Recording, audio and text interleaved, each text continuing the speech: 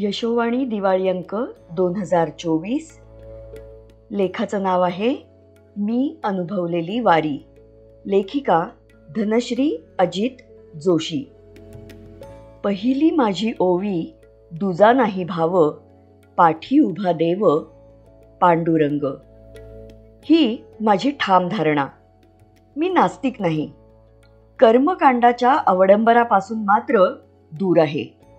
आत्तापर्यंत तुळशी माळ घालून गळा कधी नाही कुटले टाळ.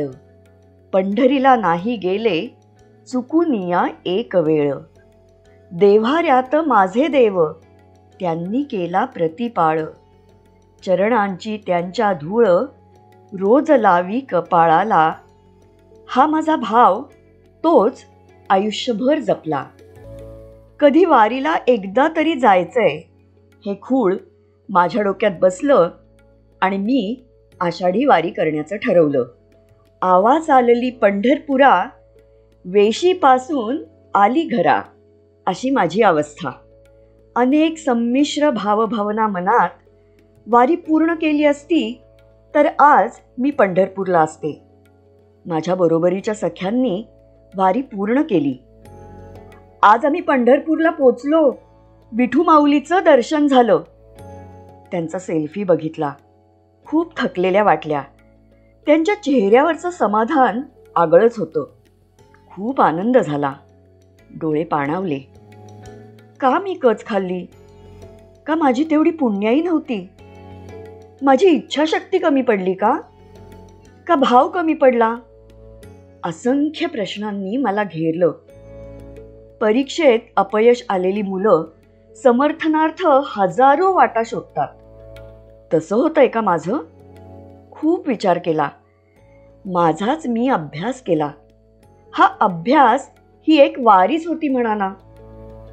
असंख्य विचारांनी रात्री झोप लागेना. वारीच्या पहिल्याच दिवशी एका माऊलींनी कान टोचले. वारी ही सेवानिवृत्तीनंतर करायची गोष्ट नाही, ती तरुणपणीच केली पाहिजे. वारी अर्धवट सोडून परतताना तिच्या बोलण्यातलं तथ्य जाणवलं. ठराविक वयानंतर हालचालींवर मर्यादा पडतात. थकलेलं शरीर आनंद घेऊ शकत नाही. जर तो आनंदच मिळणार नसेल तर कशाला आपली फरफट करून घ्या, हा एक विचार मनात आला. दिंड्या, त्यांचे क्रमांक, यावरून होणारे मानापमानाचे प्रयोग पाहिले आणि सर्व धर्म समभाव, समानता वगैरे शब्दांचे बुडबुडे वारीत विरून गेले. जातीच्या अभिमानाच्या भिंती, श्रेष्ठ कनिष्ठत्वाची भावना, रूढी, परंपरांचा आग्रह, सगळ्याचं ओझं डोक्यावर घेऊन चाललेला समाज अस्वस्थ करून गेला. आपल्या दिंडीत दुसरा कोणी आलेला पाहताच त्याला बाजूला करण्याची वृत्ती पाहिली. खरंच इतकी वर्ष भागवत धर्माच्या समानतेची पताका हाती घेऊन चाललेल्या समाजाची ही मूळ धारणा अस्वस्थ करणारी होती. आयुष्यात एकदा तरी वारी अनुभवावी असं फार मनात होतं. प्रत्यक्ष वारीचा अनुभव घेऊन अस्वस्थ झाले. आहे मनोहर तरी गमते उदास, अशा अवस्थेत माझं मन वारीत रमेना. आयुष्यभर एका चाकोरीत प्रवास केलेली मी घर, संसार, नोकरी, जबाबदाऱ्या या चक्रात फिरणारी. अध्यापिकेची जबाबदारी स्वीकारल्यावर रजा घेऊन वारी करण्याचं कधी मनातही आलं नाही. अध्यापन, त्याचबरोबर वक्तृत्व, निबंध लेखन, एकांकिका स्पर्धा, खेळ याद्वारे विद्यार्थिनींच्या सर्वांगीण विकासाची घेतलेली जबाबदारी, हेच स्वीकारलेलं व्रत आयुष्यभर न कंटाळता आचरलं, हीच माझी वारी. शाळेत पालखी सोहळा साजरा होत असे.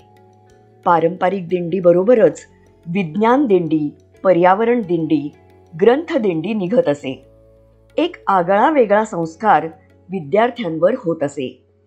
सगळ्या दिंड्या विसावल्यावर 1000-1500 विद्यार्थिनी, सगळे शिक्षक, शिक्षकेतर एकत्र भजन रंगात रंगून जात. शाळेच्या गायन विभागाची धुरा सांभाळणारी माझी सखी मेघनाच्या संगीत दिग्दर्शनाखाली हा सोहळा रंगत असे. अवघा आनंदू रे आनंदू अशी प्रत्येकाची भावावस्था होत असे. कार्यक्रम संपन्न होत असताना डोळ्यात आनंदाश्रू येत. ही दिंडी, ही वारी मी वर्षानुवर्ष अनुभवली. रेडिओवर लागणाऱ्या भक्तिगीतातून, अभंगातून सत्यवाचा माझी होती, वाचलीन गाथा पोथी, घाली पाणी तुळशीला, आगळीच माझी भक्ती, शिकवण मनाचीही बंधुभाव सर्वांभूती, विसरूनी धर्म जाती, देई घास भूकेल्याला. झालेला हा संस्कार, हीच माझी वारी, हाच माझा आध्यात्मिक प्रवास याची परत झालेली जाणीव माझी वारी संपन्न करून गेली.